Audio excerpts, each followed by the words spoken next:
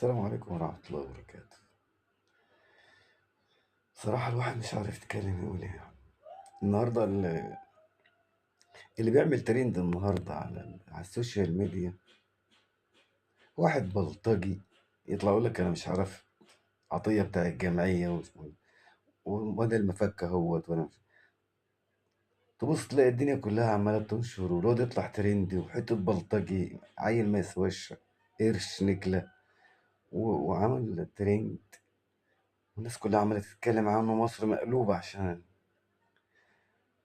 بينما مثلا واحد بيعمل محتوى هادف عايز يصلح حال المجتمع أو يحسن من لغتهم ومن ألفاظهم ومن عاداتهم وتقاليدهم، أو يعني حتى على الأقل يعني يعرفهم حاجات دينية هم محرومين منها، أو بيعملوا حاجات غلط بيوجههم، أو يقول كلمة طيبة. ما تلاقيش حد بيتابعه، ما تلاقيش حد بيتابعه ولا حد بيعمل له مشاهدات. فانا مش عارف يعني هي ايه بالظبط، احنا ظروفنا ايه؟ احنا مصريين وعرب ومسلمين و... ومتربيين وعندنا عادات وتقاليد جميلة جدا وشرقيين، ومتدينين يعني. ليه اخلاقنا بقت كده؟ ليه اخلاقنا بقت كده؟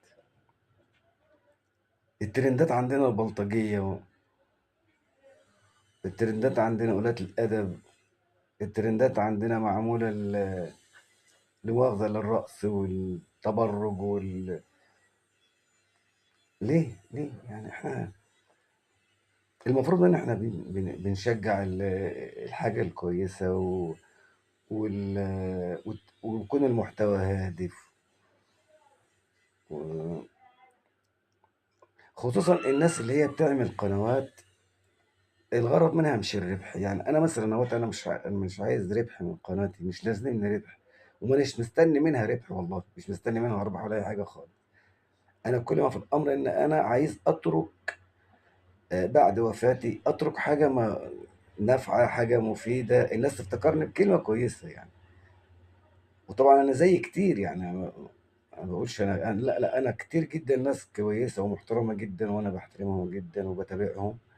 لا، ناس كويسين جدا بيعملوا خير، وفي ناس بتعمل ترند برضو من الخير، يعني الناس اللي بتطلع تساعد الناس والكلام من ده. ربنا يصلح الحال.